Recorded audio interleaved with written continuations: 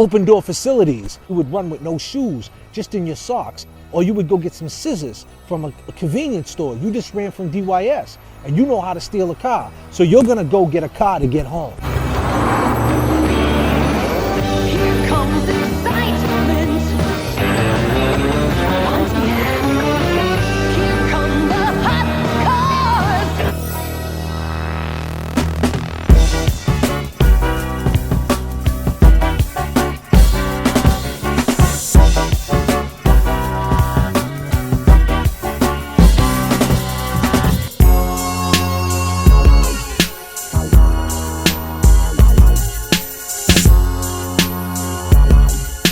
Appreciate all the love and welcome back to DYS Untold. Now, what type of vehicles did we steal? Back then it was crazy, the vehicles that we stole.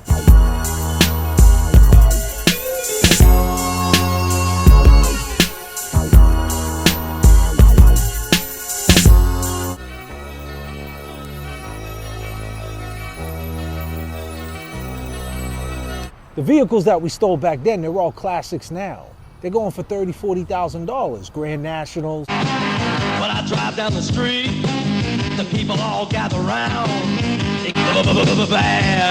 Buick Regal Grand National Coupe. Wouldn't you really rather have a Buick? IROC Z's.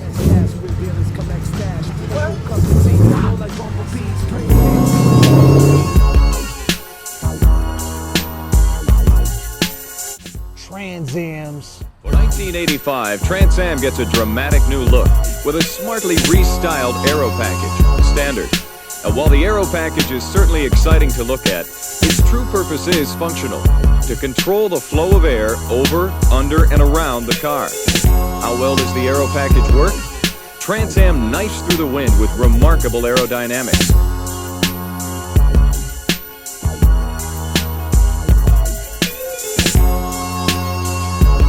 Easy to read gauges, including tachometer and trip odometer.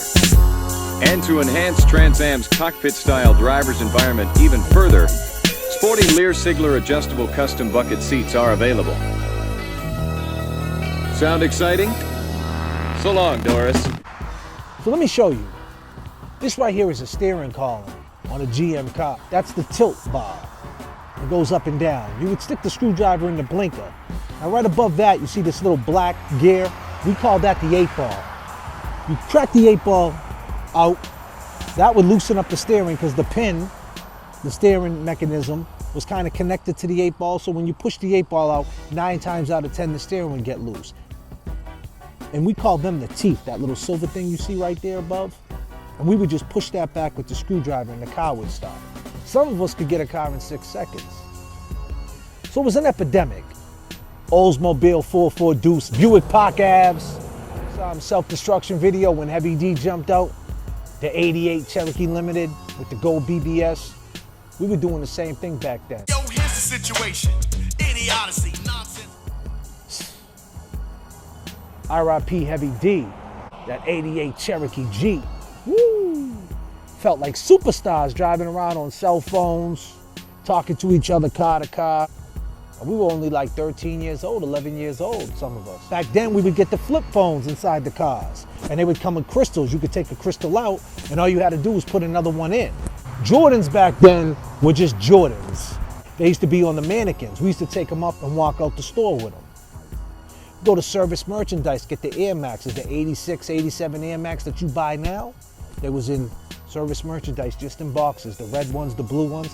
And hey, they're my size, put them on, the 89 flights, we're walking out the door with them. And if security grabs us, we're going like this, we're running, we're jumping in the stolen car, and we're gone. Now that's probably not funny now in hindsight, and it's fucked up.